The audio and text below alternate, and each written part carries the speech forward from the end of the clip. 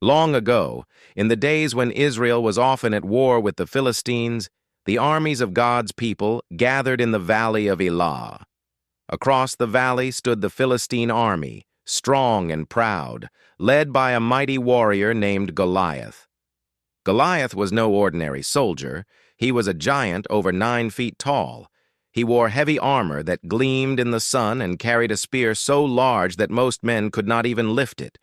Every morning and evening for 40 days, Goliath stepped forward and shouted, "Choose a man to fight me. If he wins, we will be your servants. But if I win, you shall serve us." The men of Israel trembled at his voice. Even King Saul, though he was tall among men, feared the giant. No one dared to step forward. Meanwhile, in Bethlehem, a young shepherd named David was caring for his father's sheep.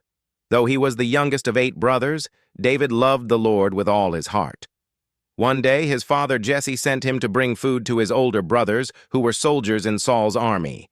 When David arrived, he heard Goliath's challenge. He saw the fear in the eyes of the soldiers, but unlike them, David was not afraid.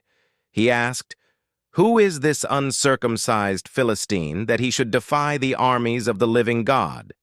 His brothers rebuked him, but David's faith was strong. Word soon reached King Saul, and David was brought before him. Saul looked at the boy and said, "You are not able to fight this Philistine. You are only a youth, and he has been a warrior from his youth." But David replied, "Your servant has kept his father's sheep.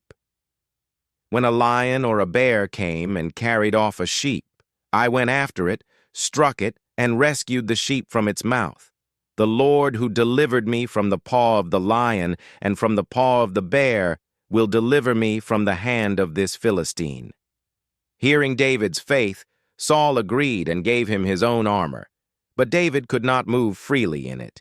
He took it off and chose instead to face Goliath with only his shepherd's staff, his sling, and 5 smooth stones from the brook.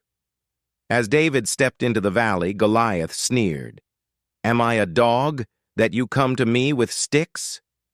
Come here, and I will give your flesh to the birds and the beasts." But David answered with courage, "You come against me with sword and spear and javelin, but I come against you in the name of the Lord Almighty, the God of the armies of Israel. Today the Lord will deliver you into my hand, and the whole world will know that there is a God in Israel." David ran quickly toward the giant. Reaching into his bag, he took out a stone, placed it in his sling, and swung it with all his might. The stone flew straight and true, striking Goliath on the forehead. The mighty warrior fell face down to the ground. David rushed forward, took Goliath's own sword, and cut off his head. When the Philistines saw that their champion was dead, they fled in fear. Victory belonged to Israel, because one young boy trusted in God.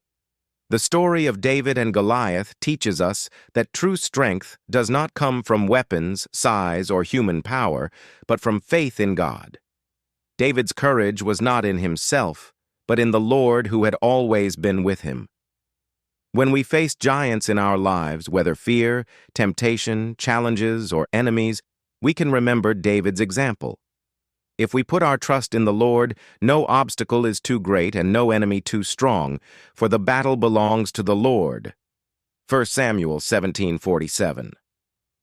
With faith like David's, even the smallest can overcome the greatest, because God is stronger than any giant we face.